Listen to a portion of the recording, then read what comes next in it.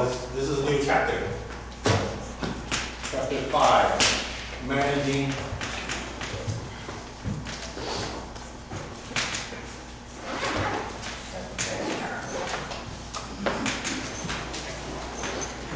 quality.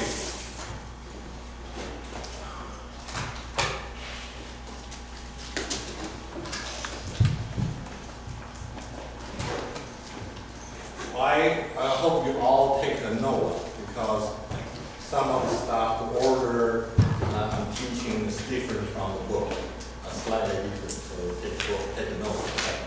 So managing quality. This is a very, very traditional, typical topic in the operations management, particularly the last 30 years. The quality is a very, very important issue in any company. Okay, so but how can we manage quality is an issue, and there are so many different perspectives, philosophy, method. Okay, so we can only cover a certain part of that. So I call this like a survey course. I give you a historic perspective. I give you all the concept and briefly talk about different kind of method. So that I'm sure when you get a real job, you will have another training for total quality management. Everybody will probably have that training later on. Okay, so this is just basic training survey course. Okay, the very first topic is what is quality?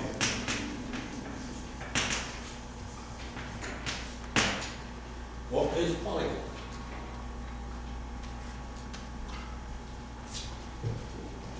All right. So anybody have any concept that can briefly talk about what is quality?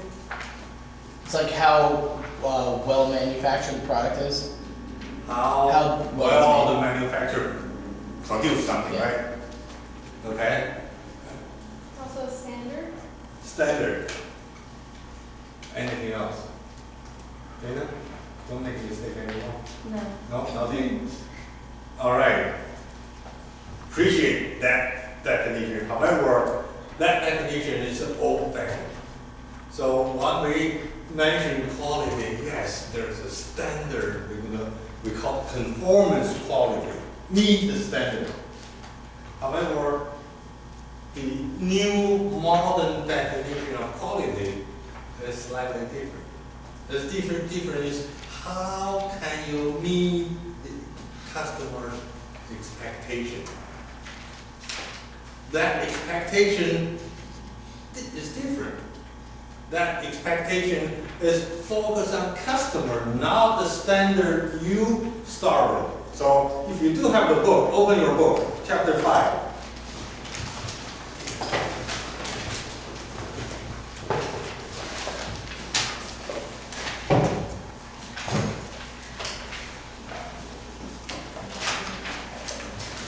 On page 190. First, you see on the corner it says quality. Would you read that for us? Yeah. Where? Over here. The ability. The ability of a product or service to meet customer needs. So let me read that one more time for those people who do not have the book. Quality, the definition is the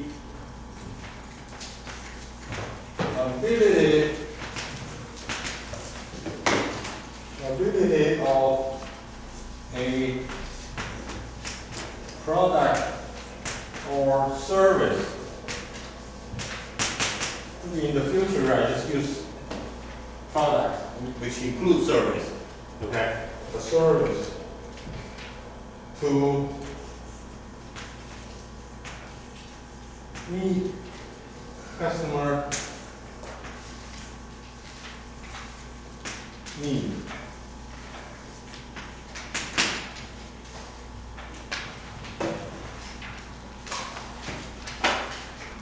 So this definition is put customer customer-focused definition of quality. So how can they meet customer need? And the need can be like a requirement or service as expectation. Expectation. This is slightly different concept. You're right, okay? You're talking about standard, talking about how manufacture, how well they produce things, okay? So let me explain this definition in 3 different perspectives. Number 1, this is the customer focus. So as a management, you have to make sure you understand this customer really want it. You don't set up a standard that nobody wants or nobody needs it. Okay? And the second one is we refer as, I don't know, is manufacturer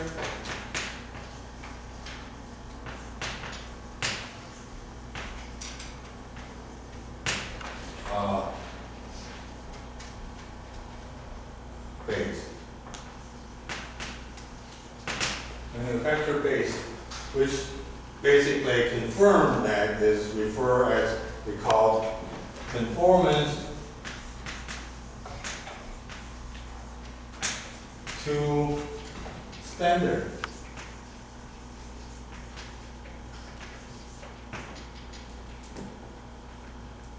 Yes, this is still part of the definition of quality.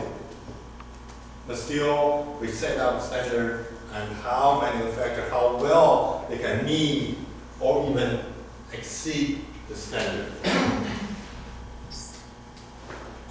Okay. The third one is referring as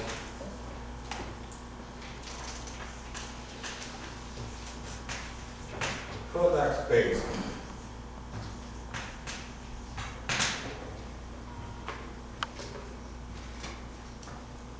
This is talking about how well. This is talking about we meet the standard. And how well you're going to do that. This is referring as a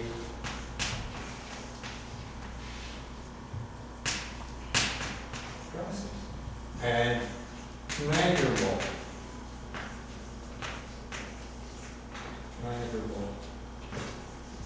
Variable.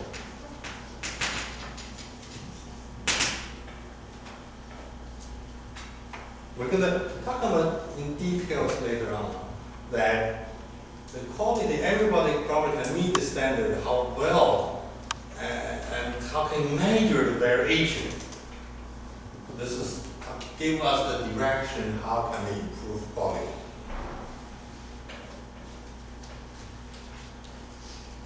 There's in the service part, there's also another one is if your customer need is expectation. Expectation. And words performance.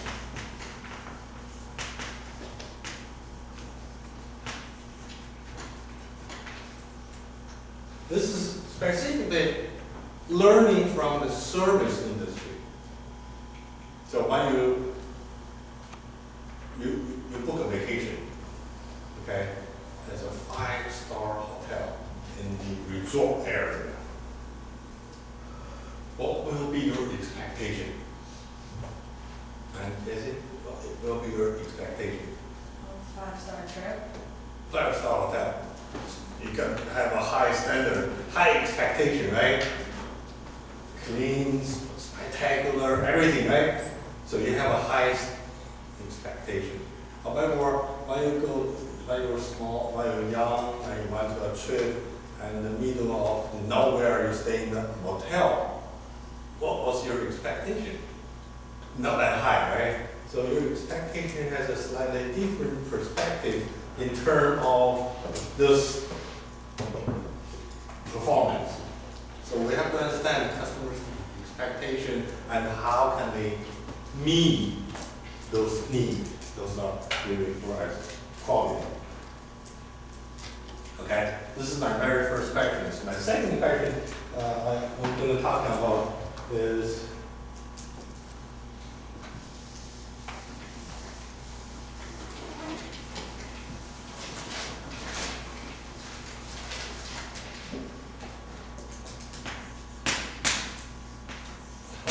of quality. In our mind, or in our, we're always thinking higher quality, be higher cost, right? Higher quality can be higher cost. So, is that true? Is that real? No. Not necessarily. Why? I like to hear that argument. Why high quality is not high cost? Because sometimes they say it's high quality, so they raise the price, and therefore, and you don't get high quality. You kind of get turned down. Okay, that's cheating, right? Yeah. Yeah. Okay. So there's any other thinking of why? Yes. Robert? Sometimes you can get high quality for low cost, just like, I don't know, the Kmart sells everything for like a discount price, You talk about Walmart or or Kmart. Walmart side, yeah, Okay. kind of stuff. Kmart is no longer there, right? Okay. Yeah, this is possible. But I'm here to tell you a philosophy. And in the entire chapter give you a one perspective. Okay? Improved quality actually save money, eventually make more profit. So those are the basic concepts. Okay, so when we talk about operations strategy, which I skipped in chapter 2. So when we talk about strategy is how do you compete in the market? You compete in low cost, right? You compete in different from everybody else. Or you compete in how quickly can you do. So in those three fronts. And quality actually can help each of them. I can make a difference, differentiation, so I can sell high price or whatever, but meet customer need. Okay? And on the other hand, because I have a good quality product, it's not really cost me more to make a quality product. Okay, I can make it quicker, so every single perspective in the strategy area, quality can help. However, we still have to talk about cost. Let's talk about this cost. I'll give you all the different perspectives. Okay, cost of quality. There are 4 costs. Okay, involved. The first one is referred as prevention cost.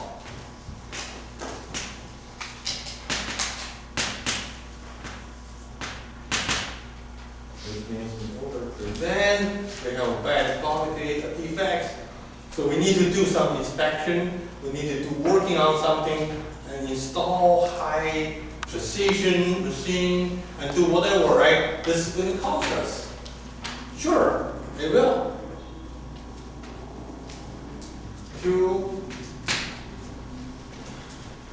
The second one is referring as I think it's called appraisal cost. Let me double check. I think it's the book called appraisal cost. Yes.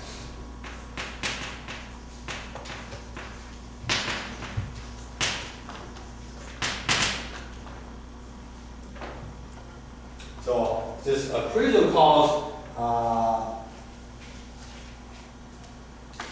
it's just a traditional way to do an inspection, evaluation, and correction. So all those related, we refer as appraisal cost.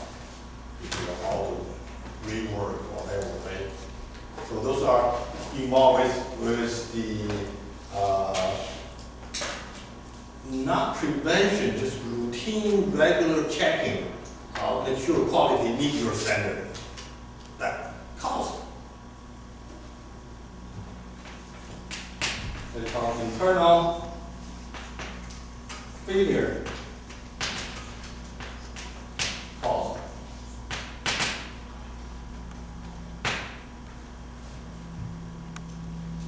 So when you produce a defect, and you find out, you have to rework or scrap, right? Or in service, if you are not able to meet the demand and internally you find out you have to either pay extra to the customer or whatever you can do.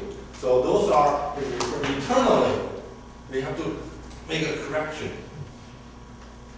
Internal failure cost. Number 4 is for external failure cost. External failure cost. You know, the worst come to worst is you buy something doesn't work and they return, there's a warranty. Eventually they may go for lawsuit and cost your reputation and cost your business. This could be severe. So we consider those 4 costs are related to quality. Yes, there is a cost. And I'm going to give you 3 different perspectives involved with this cost. Okay, so let me give you, the first one is traditional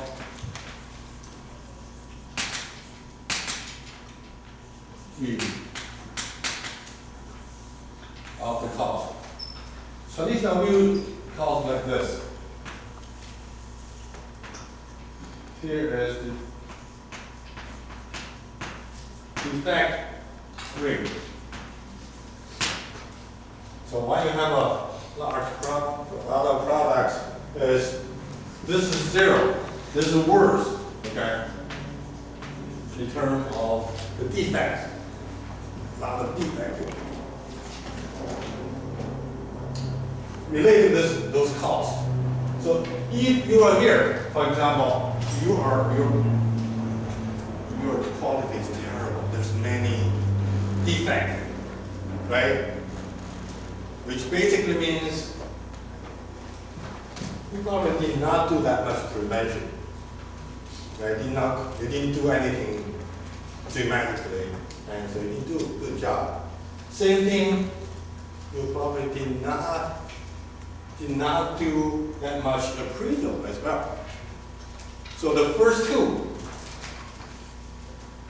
kind of be low over here. So this is probably low. However, you're talking about, so let's just focus on this first. Okay, so in order to improve quality, so this one has to move on this right direction, and the cost will be going up, right? You have to do something. You have to invest on prevention. You have to do more rigorous inspection, evaluation, do whatever you can, right? So this cost probably going up. Probably going up. And the traditional view is up to here, you are doing so well, right? So your defective rate is quite low. All the traditional view is talking about this part is like any of you have ever run track and run 100 meters. When I was young, I was a track star that way. Okay, so you probably can easily train yourself from 15 seconds for 100 meters, right? Everybody can do 15 seconds. Even now, I can do that. Okay? So when you go over, so you're training you so hard up to a certain point, you can get like a 12 second something. That would be great. But in order to improve, like what's his name? Bob. You say Volt? Yeah, that's right. Nobody can beat him, right? So it will be very, very hard if you can continue for this will be cost you more and more like this.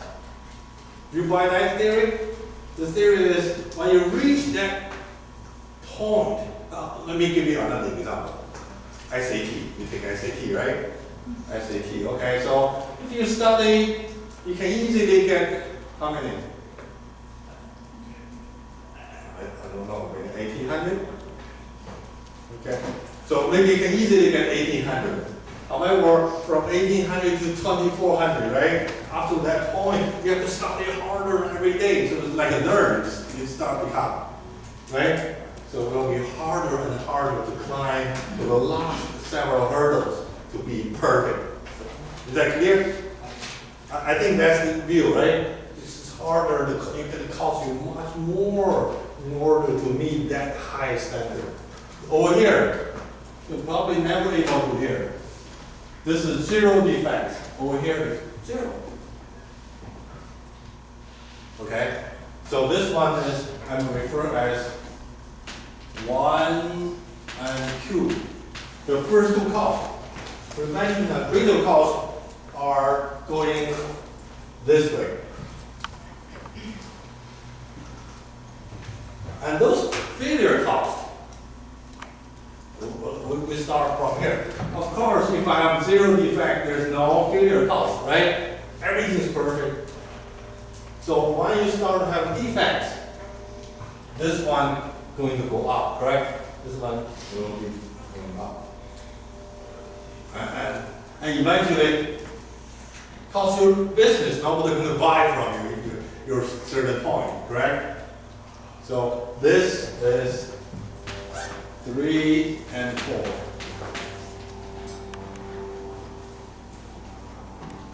From the traditional view is, oh my God, over here, it's too hard for me to climb that. So I probably will be, if you combine them together, so there is, let me do better. So this is total cost.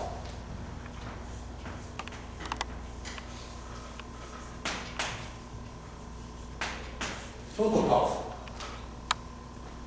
You can see when I start to reduce my defects, total cost is actually reduced. Compromise those two. So you reduce. And after a certain point,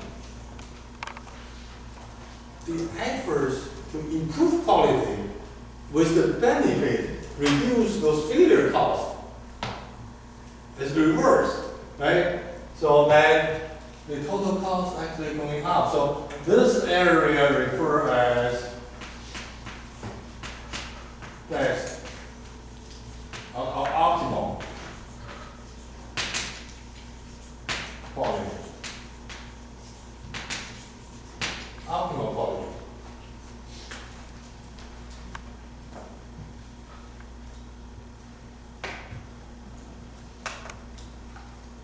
Should you buy this? Do you think this is right? It looks like reasonable, right? However, modern quality management say no. This picture is wrong. Okay? So there are two things they are not right because the failure, particularly the external failure cost, being greatly underestimated. So you see there's a tolerance level and gradually increase. However, we consider right now, because of the competition, because you're globally competing with all the competitors, if you are a certain quality, then nobody will buy that. So this cost will be geometrically going this way. number one, okay? So maybe earlier, like this. Number two, in quality management, which you're going to learn, said the following, that you don't have to do a revolution to improve quality, but at heart. Quality coming from small step, coming from a continuous improvement, coming from a culture change. So from that perspective, this one is not necessarily go this way. So that might go flat. Okay? So the second view is, let me read.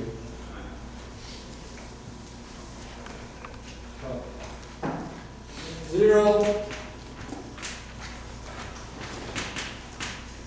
defect view. Zero defect view. This here, this is not zero defect. There's a perfect optimal level. The story behind this is back to 1980. Okay, so when the US adopt this perspective, we said, okay, we accept defective rate like 2%. 2% is acceptable. More than that is not. So when we were dealing with our vendor from Japan, we insist our quality standard is not more than 2% defect. They don't understand that. Japanese, they don't understand that. They send out our all good shipment. By the way, they said, here are those 2% of the defects on the side because you asked for it. So you can see the different perspective. They don't accept this as optimal. What they do, this is complete emphasize zero defect. So this is my perspective, okay, by the way. So it's maybe probably not able to see from any other book. So zero defect, talking about one, which I just talking about. This line is dramatically shift over here.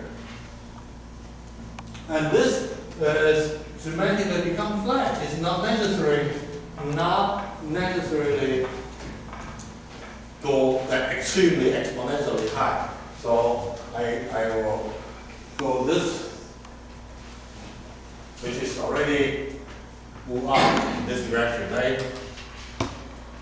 If I can overlap it, this will be something like this. And the prevention cost. Prevention cost is, yes, the gradually increase. You see, gradually increase. But after a certain point, as I said, we call do and right the first time. Okay? So then you don't have to have an internal failure. And also, this cultural change, this continued improvement is not necessarily invest a lot of new machine or manpower. It becomes a culture. So everybody become a part of the quality program. So this one gradually go like flat. Like this. So you don't have to, because after a certain point, like this. Or somebody even talking about like this, but like flat. So when you combine those two costs together, total cost. So this will be the total cost.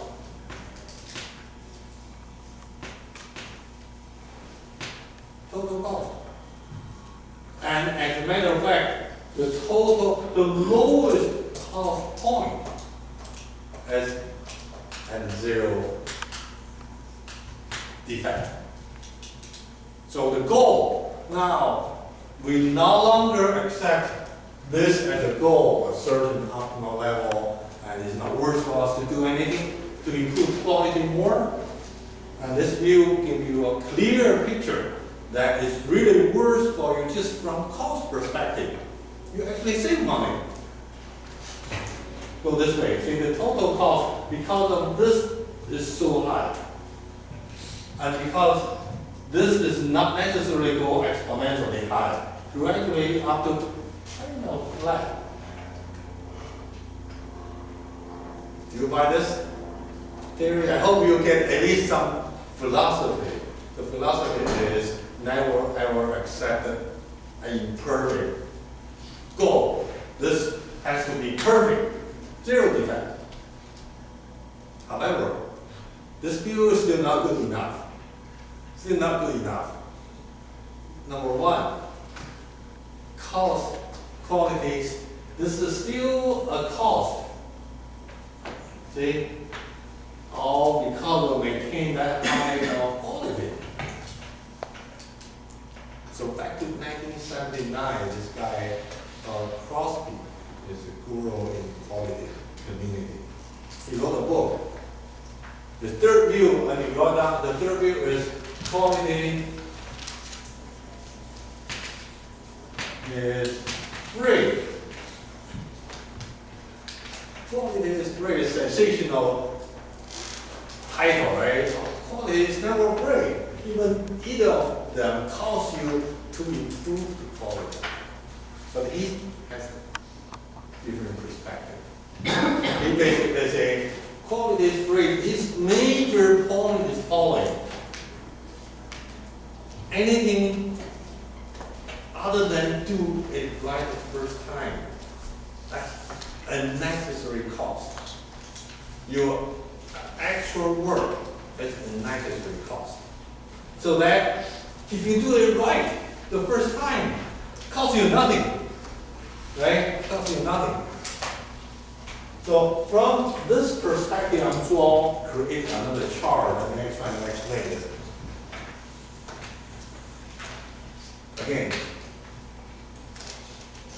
this one, because of the competition, and there is a strategy. If your quality is not good, you're not even qualified in the competition. So this one go even further.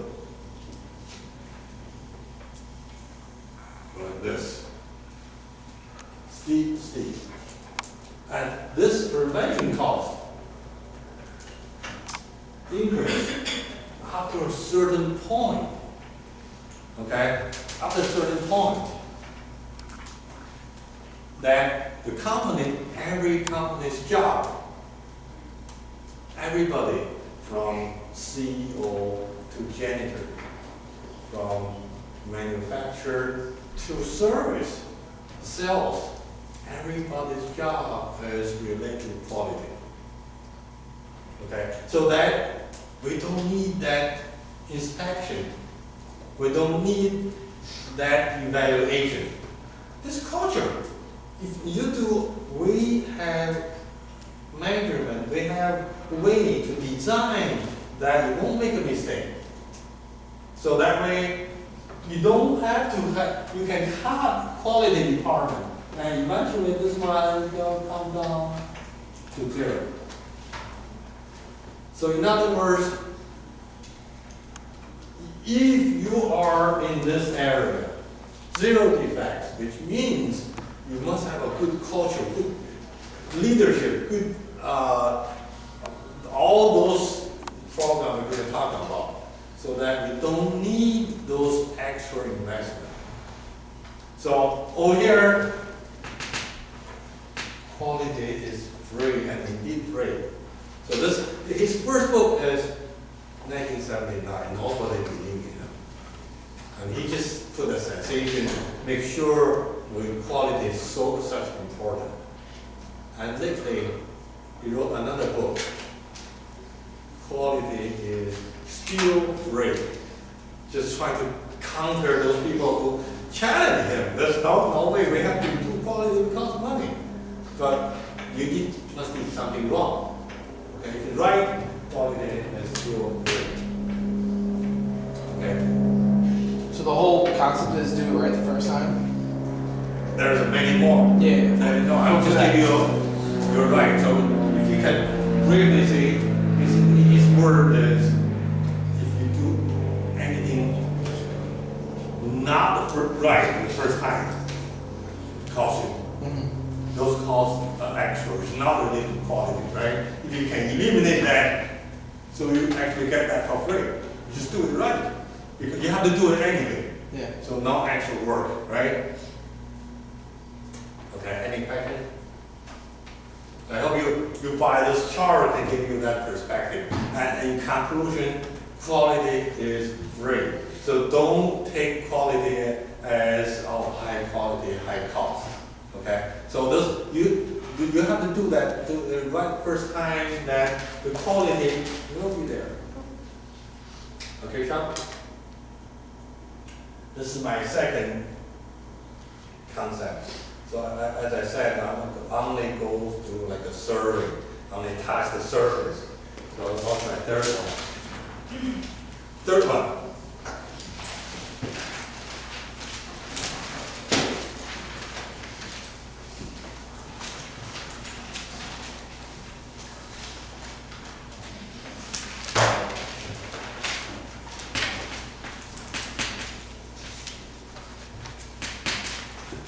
Measuring of quality.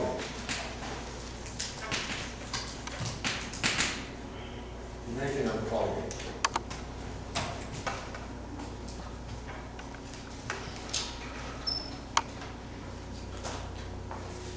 Maybe I should give you a little bit historical perspective. Okay. I give you all, particularly the modern quality view. So how can you realize that zero defect?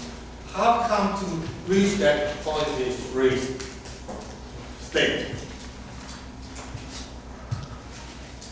You have to change the entire perspective of your traditional quality management problem.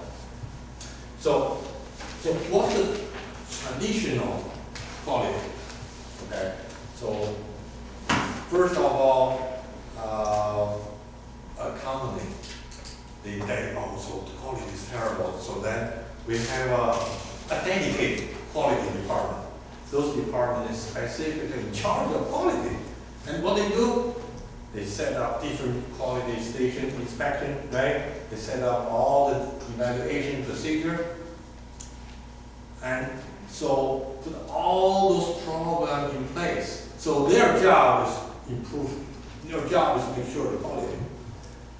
But upper management, they said, okay, I have those departments in charge. If anything wrong, blame them. They have to do something, right? That's their job, to make sure quality is good. So those are the mentality of the traditional program. I'm going to do a small experiment with for all of you with a book. Okay, I'll do a small experiment.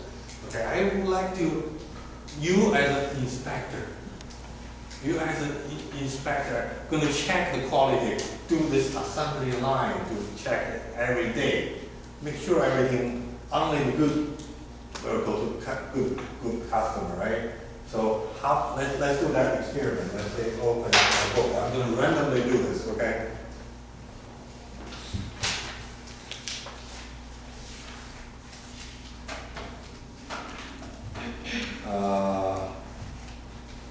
Page 192. 192.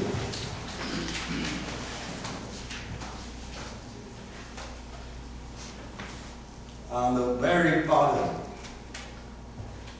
you see that Philip Crosby, everybody? See that? On the very bottom, very tiny small print. You as an inspector, I want to count how many letters E in this small paragraph. I know the answer. Okay, let's see, how can you count that right? You're the inspector.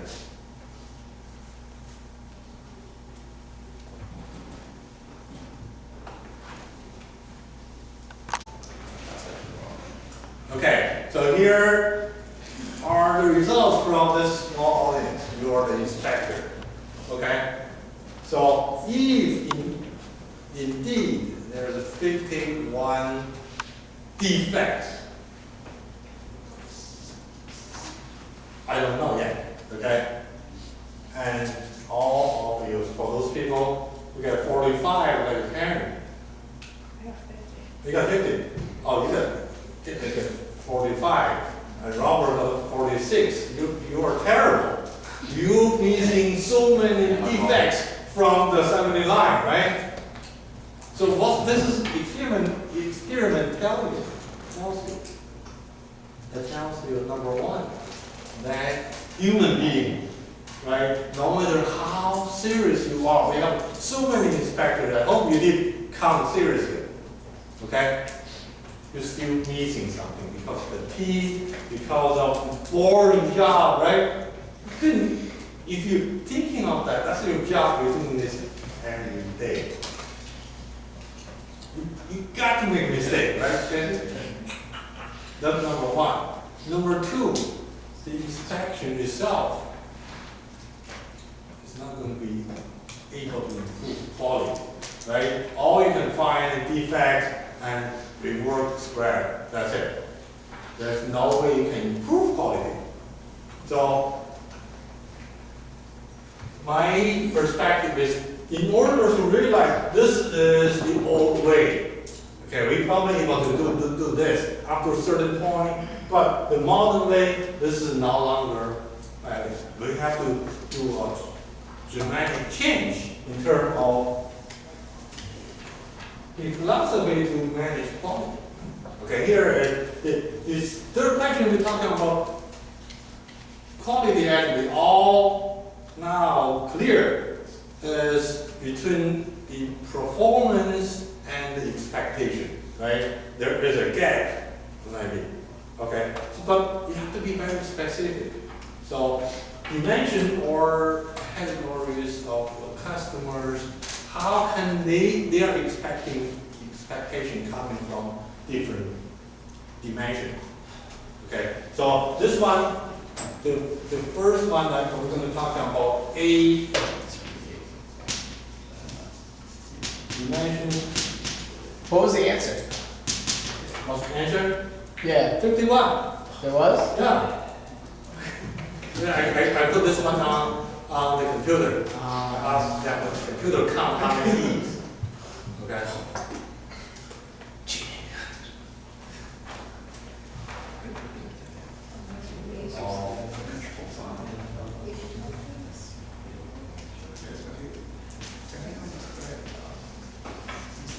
We're talking about real manufactured products, tangible products, and we customers' expectation coming from the following 8 dimensions. I'm quickly write that down so you can write that down. I don't have enough time to explain each of them.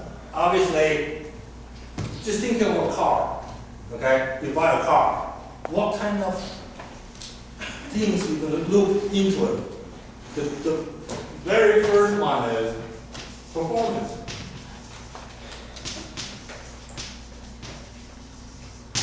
Performance coming from say gas mileage, right? But obviously you have to run certain miles and how quickly they can go from 0 to 60 miles, right? Something like that. Those are the correct. Performance has to be good. The second one is the features. How many different features? I know you guys can consider the audio, right?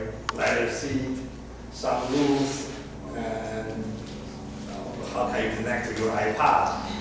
Something like that, right? So those are referred as the features. The third one, okay, quickly write that down. Reliability.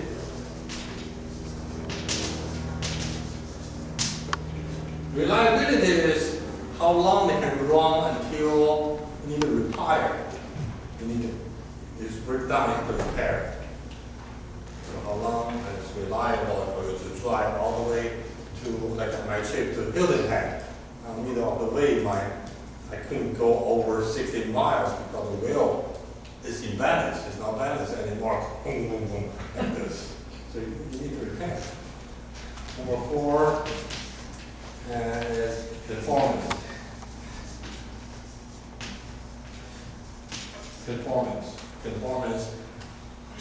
standard.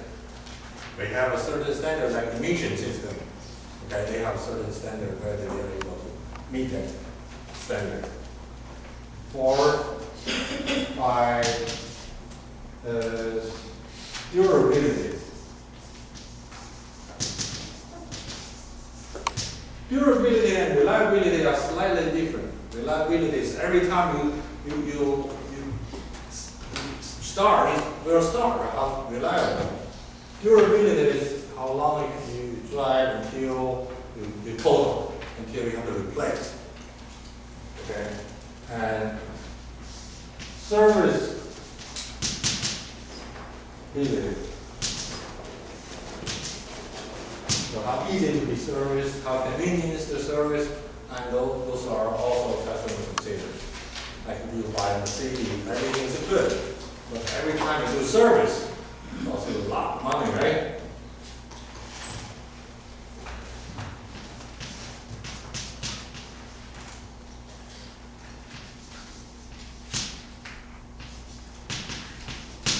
Atlantis is how it looks. And I'm not sure you know this car called Tesla, the electric car. I can test drive that car. So it's amazing, amazing. It costs too much now. Number 8 is safety. This is how I'm quickly survey this. I'm not going to go through each detail. So I'm talking about how we can further extend quality definition from customer perspective to those 8 kind of dimensions. So how many more minutes do I have? 11. Only? 11. Oh my God. Okay, so I talk too much. So let me quickly we're talking about for services. For services quality are slightly different from this one. Okay, I'm not going to write that down. I'm just quickly go over this called the gaps theory. Gaps. The gap is here is your service